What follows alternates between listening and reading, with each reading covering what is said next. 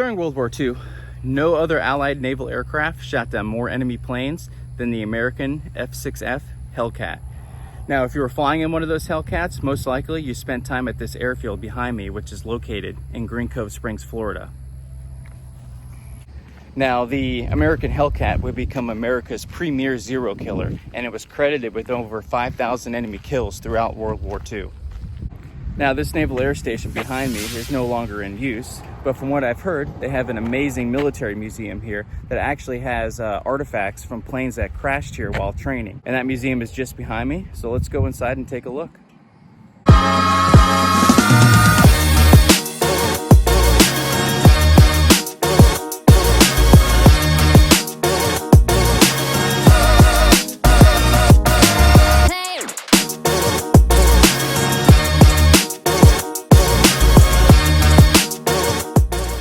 Now, it's kind of hard to tell with that canvas on top, but this looks like it would be an M42 anti-aircraft vehicle, which saw service in Vietnam. And here we have a 5-inch naval gun just outside the museum. And this saw service from 1934 well into the 1990s. And it can fire 12 to 15 rounds a minute. Definitely pretty imposing. And before we step in, here is some of that wreckage we talked about. This looks like it's from a Corsair, a World War II airplane used mostly by the Marine Corps. But here would be one of the engines. And right here, it looks like you would have a piece of a wing. And this is a pretty cool visual to see. This is where your guns would be. Most likely .350 caliber machine guns. Very cool to see this in person. Now, oftentimes with relics like these, they do have a sad story. So this was from a Wildcat, an F4F Wildcat that crashed here. And unfortunately, the pilot of this plane did not make it. He was carrying a 500-pound bomb when he crashed somewhere back in there. But we do have some good news. The pilot of this Corsair that crashed here was able to bail out in time. Now, they do have a full plane submerged back in the water back here with a pilot's remains in it. Now, I'm not sure if this Jeep saw any combat, but it was in the movie Devotion, which is about the Korean War. So that's pretty cool.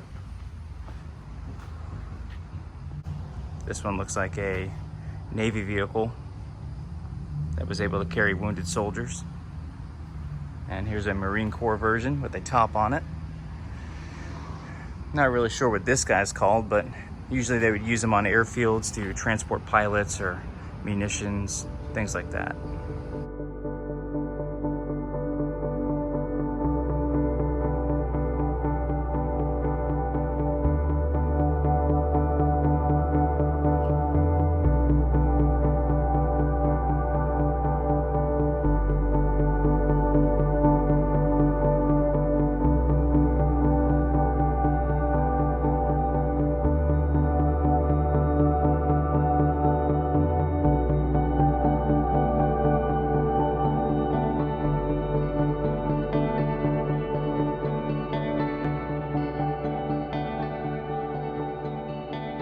This is an engine from a F6F Hellcat that crashed here, and the pilot did survive this crash. He was able to bail out in time.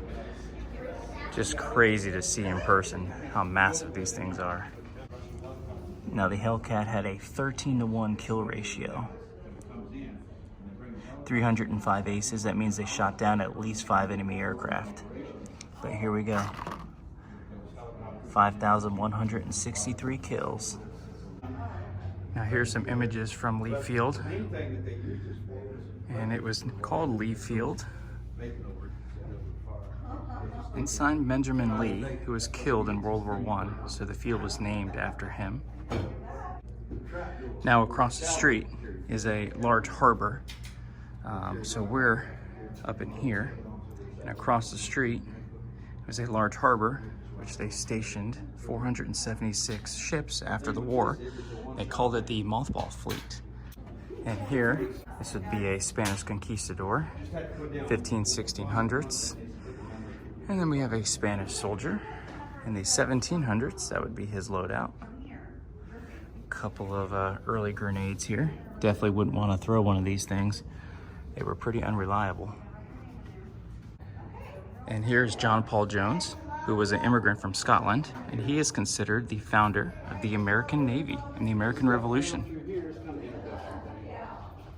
Now, during the American Revolution, Florida was broken up into two colonies. You had East Florida and West Florida, which would total 15 colonies. And both of these colonies would remain loyal to England throughout the American Revolution. Now, something I did not know is the Continental Army invaded Florida in 1778, kind of north of Jacksonville would be. Here's St. Augustine here, which was under British control. Now, England would repel that invasion, and they would actually keep Continental and French soldiers, as well as 3 signers of the Declaration of Independence as POWs in St. Augustine.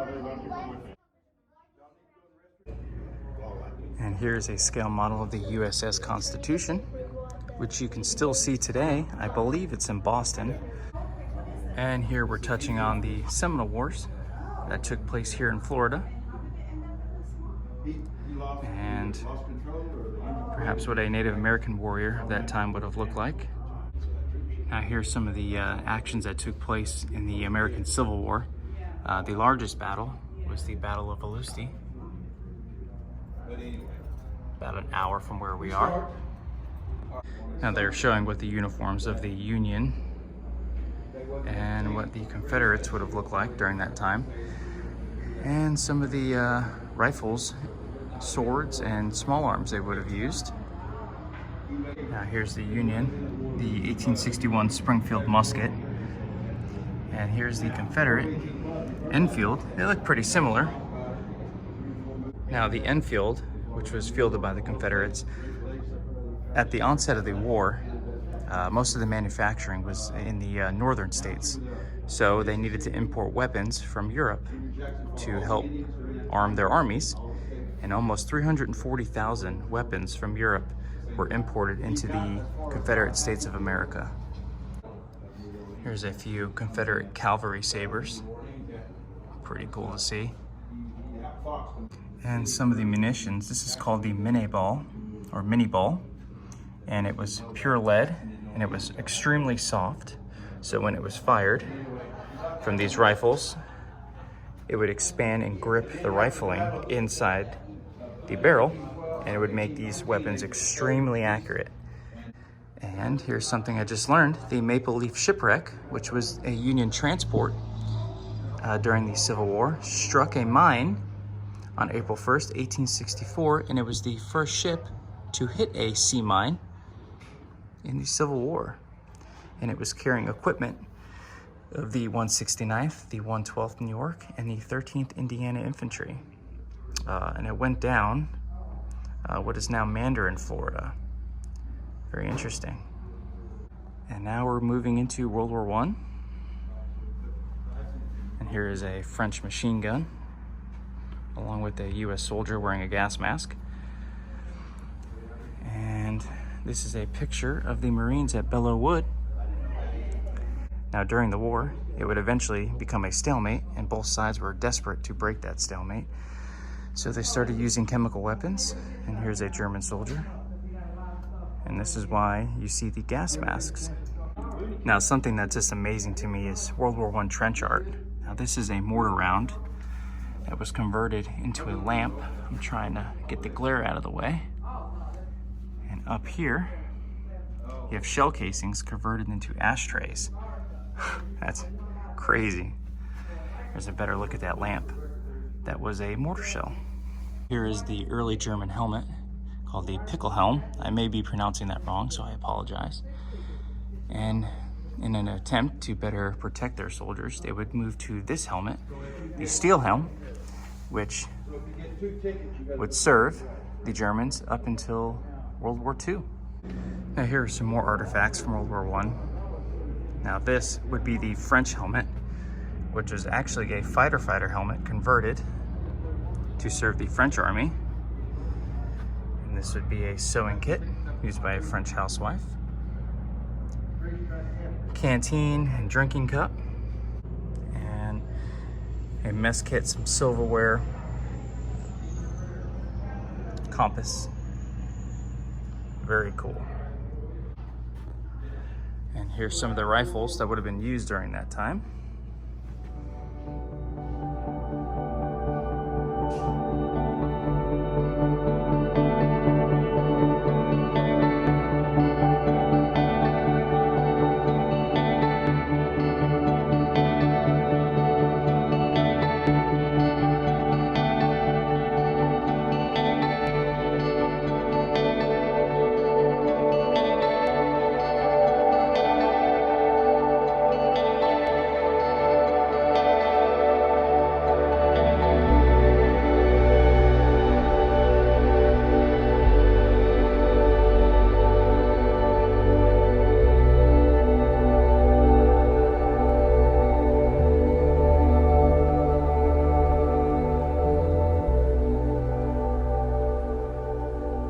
Now we're going to World War II, and they're starting with the Battle of Britain. And this is awesome. Right here they have artifacts from German and British planes that were recovered after the battle.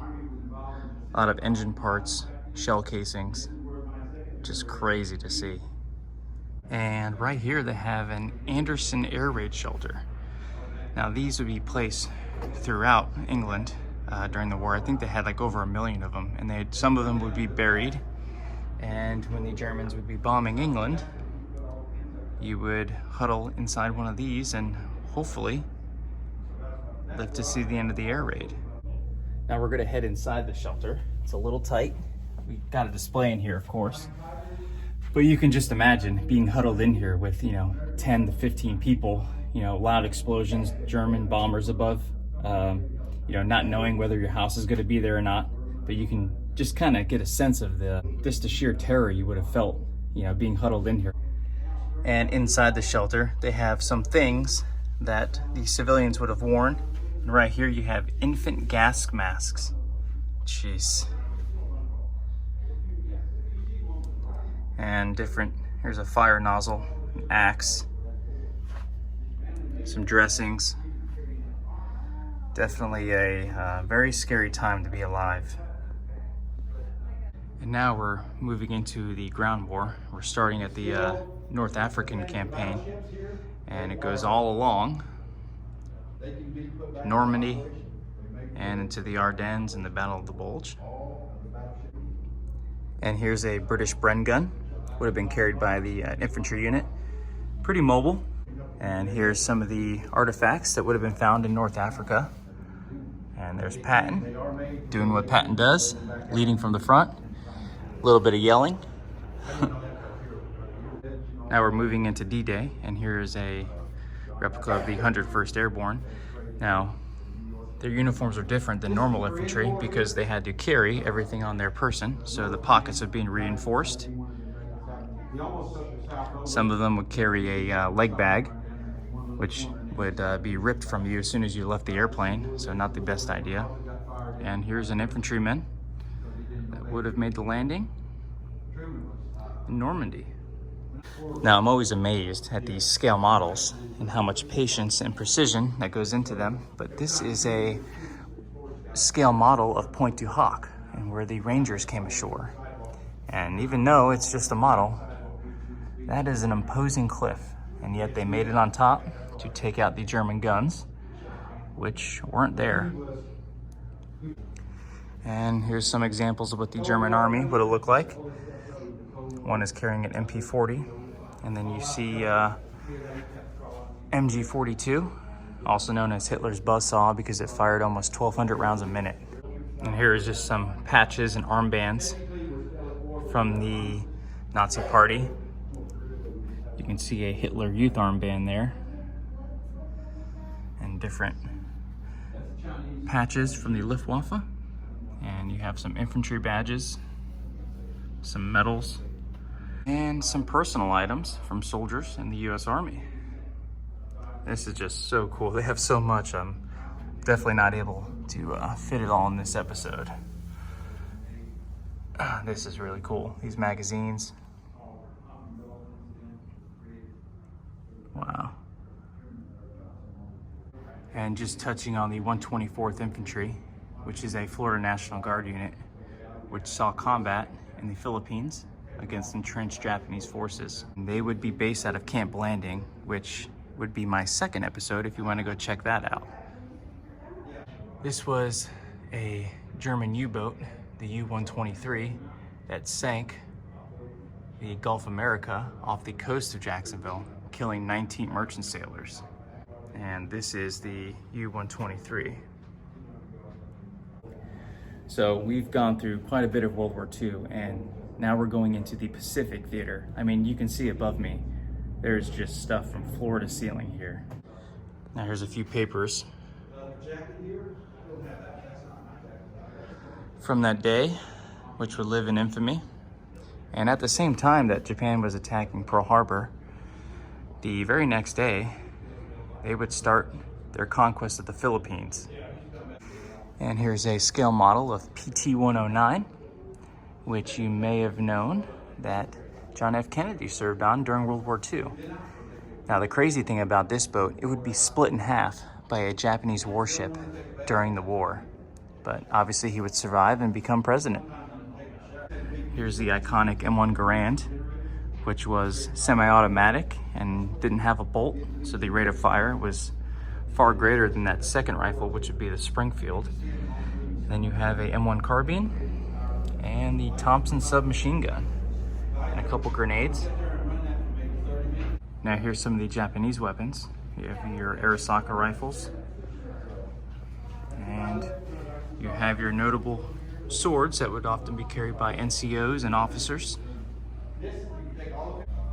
Now here's a scale model of Tarawa. Now what made Tarawa even more difficult was that there was a reef off the coast, which a lot of the Allied landing craft could not make it over. Now these track vehicles, also known as LVTs, would be fine, but the Higgins boats would not make it over the reef. So they would have to drop their Marines in chest deep water, and if they didn't drown, they would have to wade through water just to make it to the shore. Now we're moving into Vietnam. Your standard loadout of a U.S. infantryman during that time, carrying a few belts of ammo for the M60. Some of the patches some of the units would have worn. President Nixon. Now this is a flak jacket that had metal sheets inside of it, and it was not bulletproof. However, it would help block some of the shrapnel from grenades and other small explosives. And here's your M16A1, which would prove pretty unreliable, especially in the beginning of the war. Now, as the conflict drew on, they would make improvements. And this is your M60 machine gun. Now here's your loadouts for your North Vietnamese regular infantry and the Viet Cong. And they were a ferocious, tough, and determined enemy. And now we're touching on Operation Enduring Freedom. Luckily, First Sergeant's wearing his PT belt so we can see him. Now, we would start the campaign and these tan BDUs, and we're ending the campaign wearing this multicam, which was way more effective. Here we have an M60 up close. I'm doing everything I can not to touch it, but this can also be mounted on vehicles, and it was carried by infantry in Vietnam. And before we finish, we're going to touch on women's service in the armed forces, which has been extremely important. Now, it was very limited in World War II, but as time has gone on, their roles have increased, and rightfully so. Now, that place was absolutely awesome. But before we leave, we have one more thing to show you, and it's pretty rare. In fact, they only made 6 of them, and this museum owns 3, and they have one on display here. And it's this guy. Now, this is a LARC-LX, and it only saw service in Vietnam, and its primary role was to only bring troops and supplies from ships to shore and it would turn right back around and head back towards the ships. And this thing is absolutely massive. Now, like I said, this is only one of 6, and it only saw service in Vietnam, but it can fit one M60 tank, and the gentleman inside said it can fit anywhere between 60 and 100 soldiers, depending on their current loadout. Now, just to give you a perspective, I am just under 6 feet, and this tire goes at least 1.5 feet above my head. This thing is just massive.